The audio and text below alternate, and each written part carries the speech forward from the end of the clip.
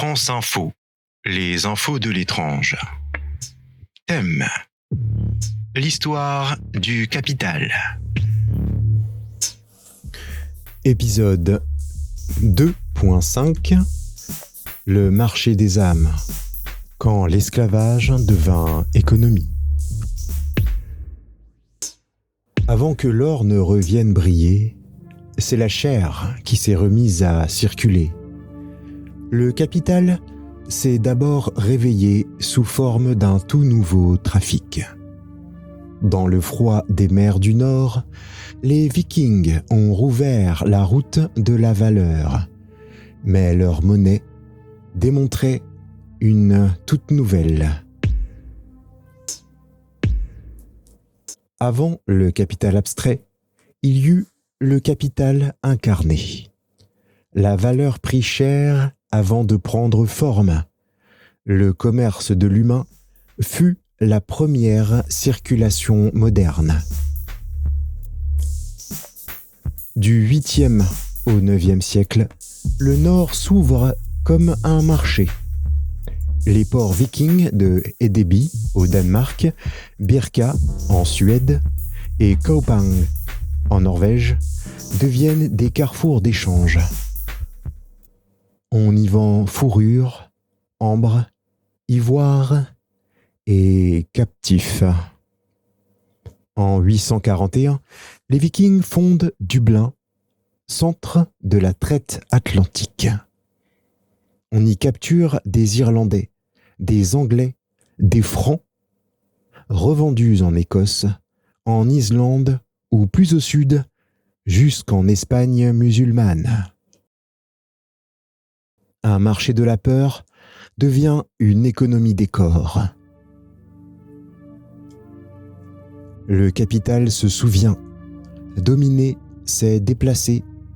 L'humain devient marchandise mobile, première abstraction incarnée.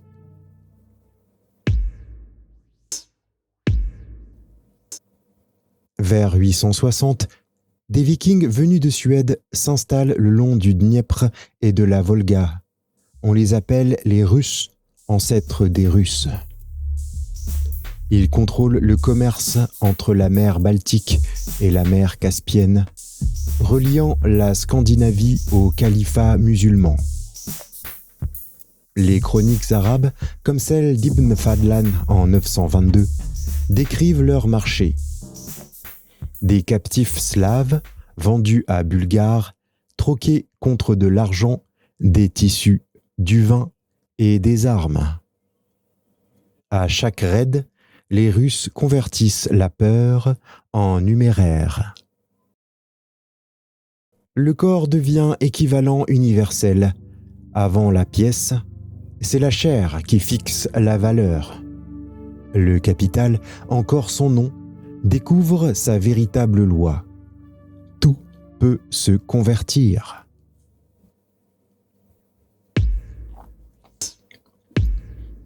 Les routes du Nord rejoignent celles du Sud.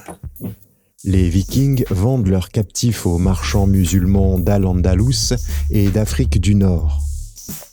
Les géographes arabes comme Al-Masudi, vers 950, mentionnent des femmes blondes venues du Nord dans les marchés de Cordoue. À Verdun, Prague et Venise, les trafiquants européens servent d'intermédiaires. Les jeunes garçons sont castrés avant exportation vers l'Orient. La chair devient marchandise spirituelle, à la fois désirée et maudite, donc convertie pour son acquisition en toute bonne foi. Le capital découvre le profit malgré la transgression évidente des principes religieux de l'époque. L'humain devient un étalon moral sur les marchés.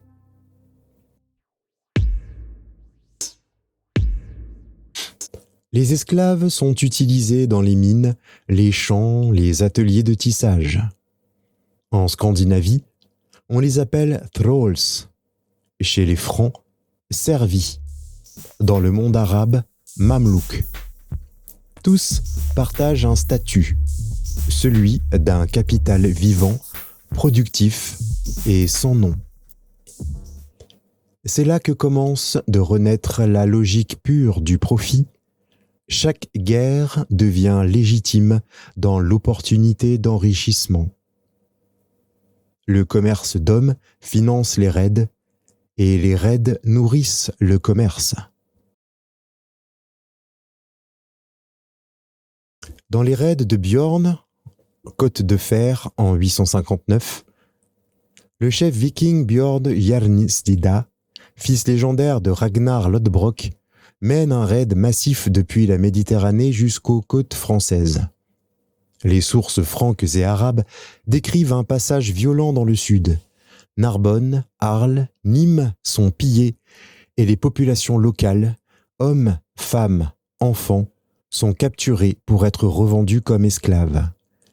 Ces esclaves étaient acheminés via les ports catalans ou italiens vers les marchés andalous et orientaux, preuve évidente d'un commerce intercontinental de chair humaine bien avant la colonisation moderne.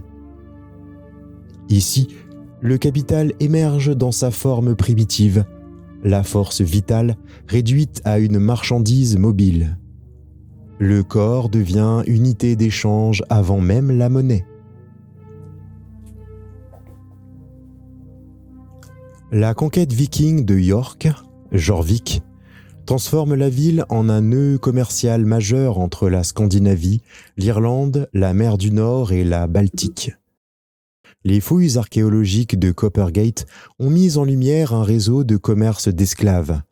Les captifs celtes, saxons ou slaves étaient exportés vers la Scandinavie, Byzance et le califat de Cordoue, entre 867 et 954. Le royaume de York incarne le capitalisme maritime avant la lettre, flexibilité, mobilité, réseau, spéculation sur la vie humaine. York devient une fondation obscure du capital européen, un vortex où l'âme et la valeur se confondent, où la liberté perd son ancrage spirituel. Le capital redécouvre le moteur de l'histoire, la conquête rentable. La peur change d'échelle, elle devient structurelle.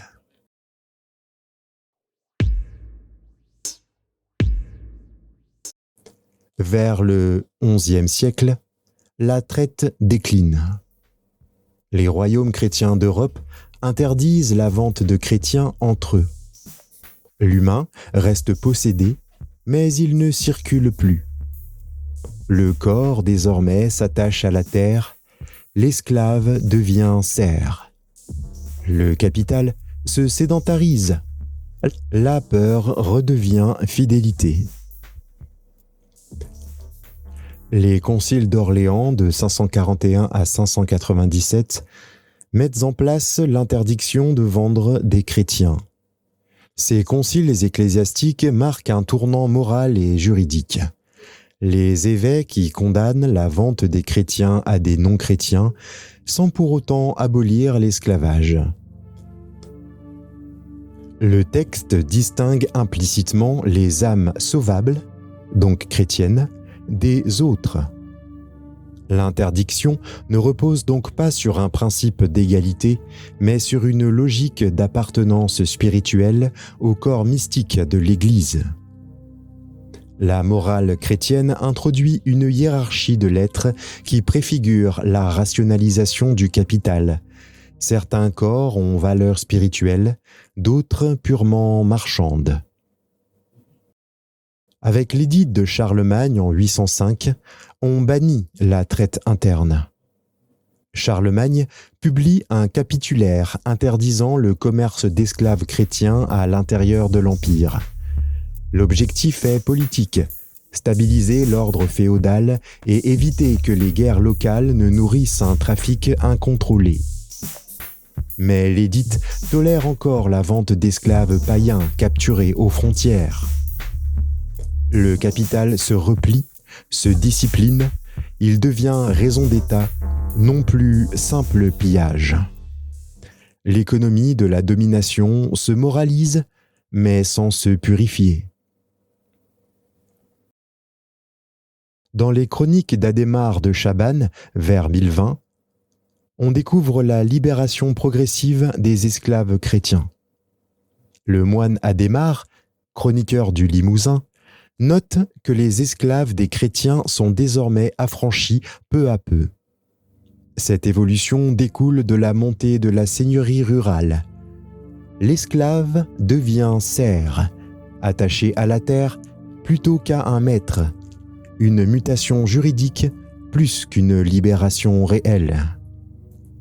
Ici, le capital s'intériorise, la contrainte devient structurelle, invisible, intériorisée dans l'ordre social.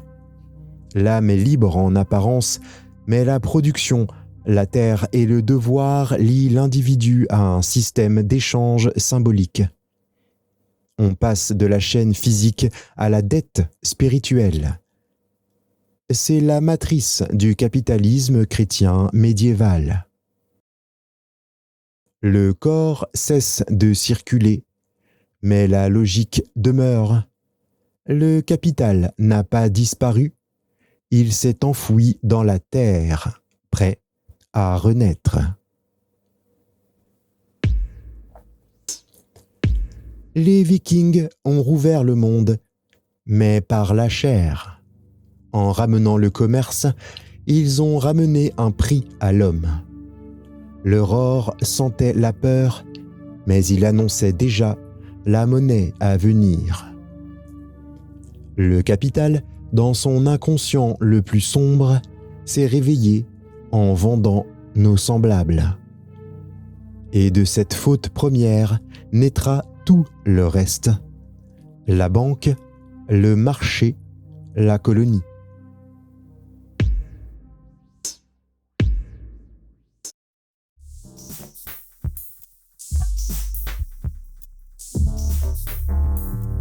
Dans l'épisode suivant, L'or et le sang, nous verrons comment la croisade transforma la peur en conquête et le salut en profit.